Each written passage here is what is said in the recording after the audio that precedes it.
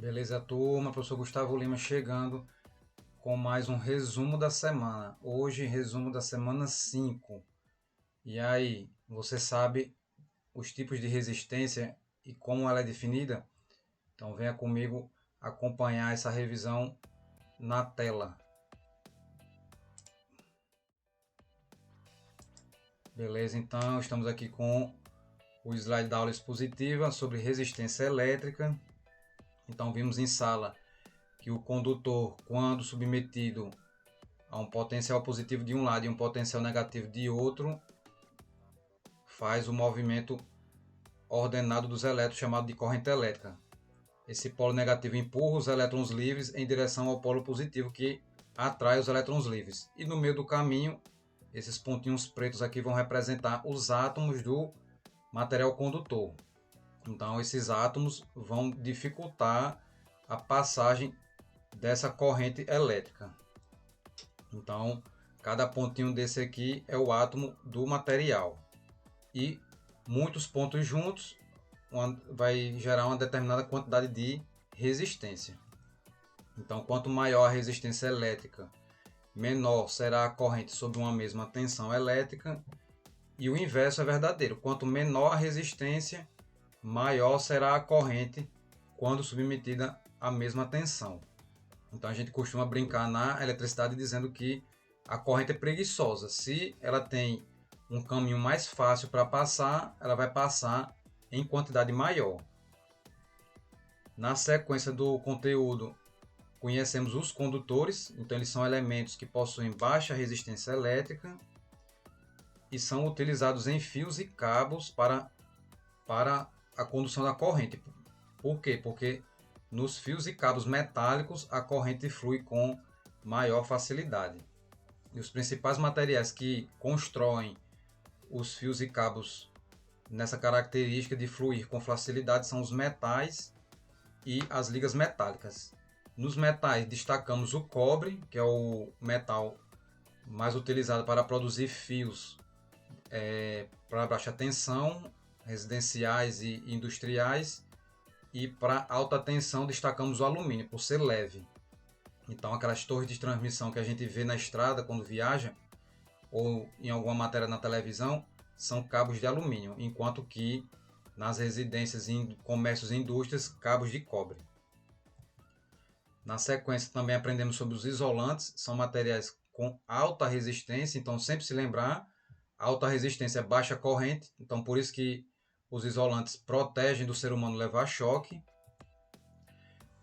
No caso, com essa característica de alta resistência, a circulação de corrente é bem difícil e os materiais mais lembrados são os plásticos e as borrachas. Então, sobre condutores e isolantes, temos essa tabelinha aqui, que é bom constar no caderno para estar sempre se lembrando. Condutor, muitos elétrons livres, e no isolante, poucos elétrons livres. Nos condutores, baixa resistência elétrica, enquanto que no isolante, alta resistência elétrica. Condutores, fácil condução de corrente, enquanto que nos isolantes, difícil condução de corrente. E os exemplos, metais para condutores e borracha para isolante. Fechamos o item, ou que seria o capítulo, com o mapa mental. Então, resistência elétrica no centro. Aqui à esquerda a sua definição, oposição ao fluxo de elétrons. Sempre se lembrar da figurinha lá com aqueles pontinhos representando os átomos do condutor. E uma característica que a gente vai estar sempre lembrando: maior resistência, menor corrente, menor capacidade de conduzir corrente. Aqui seu oposto, menor resistência, maior corrente. Se lembrar da corrente preguiçosa, se ela tem uma baixa resistência, ela vai preferir aquele caminho, então ela vai percorrer com uma corrente maior. E aqui na esquerda, a representação da resistência será pela letra R e sua unidade utilizando o ômega com a unidade ohms, em homenagem a George Simon Ohm, quem primeiro estudou a grandeza.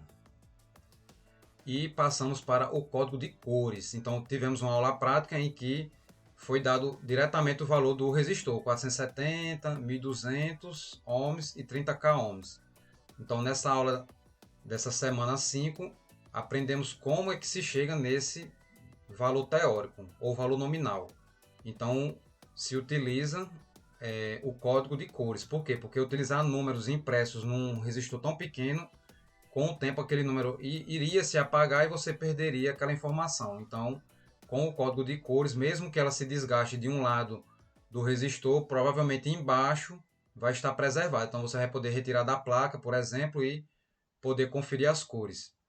Então, basicamente, você tem 4 colunas para os resistores que a gente tem no laboratório. Existem resistores com até 5 faixas que a gente não tem para usar.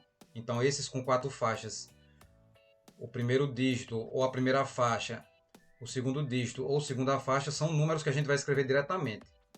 Enquanto que a terceira coluna é o múltiplo ou a quantidade de zeros na terceira faixa.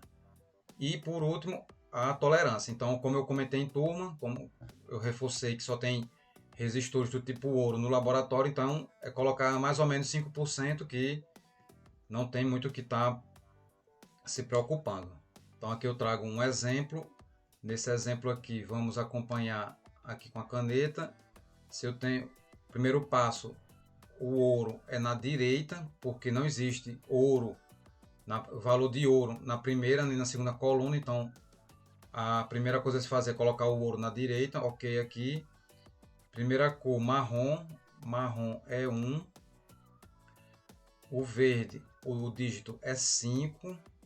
E o vermelho, alguns ainda vão errar, vão colocar um 2 e não é um 2, é o múltiplo. Então eu posso colocar vezes 100 e finalizar o valor de 1500 ohms. Vou botar aqui um pontinho para separar o milhar. O ouro, mais ou menos 5%. Então, mais ou menos 5%. Então, isso aqui é o valor nominal, porque o fabricante se propõe a construir esse resistor, mas o material, o processo não é perfeito. Então, ele se dá a garantia e repassa para o comprador do seu resistor que ele vai funcionar, que ele vai ter resistência na faixa de mais ou menos 5%. Então, teria que se calcular aqui, mas o limite máximo seria 75 ohms para somar. 10% de 1500 é 150, metade 75. Então, teríamos essa tolerância para mais e para menos. 1500 mais 75 ohms, o resistor está bom. 1500 ohms menos 75, até esse valor está bom. Fugiu dessa faixa, se o resultado for aqui em cima ou aqui embaixo, descarte, porque esse resistor não está no seu valor adequado para funcionar. Beleza? Beleza assim então, turma? Deixa eu limpar aqui. Então tá aqui, ó, 1500 mais ou menos 5% ohms, a maneira de escrever, de especificar esse resistor. E agradeço a todos que ficaram até o final do final do vídeo, e vamos encerrar indo para a última tela. Então é isso, turma, muito obrigado por assistir até o final. Aquele pedido de sempre de se inscrever no canal e deixar seu like. Caso tenha alguma dúvida, poste no mural do Google Sala de Aula ou comenta aqui embaixo. Também estou disponível para centro de aprendizagem. Olha lá no planejamento as datas que eu estou disponível na escola. E é isso, vou encerrando por aqui. Um forte abraço, até a próxima, valeu!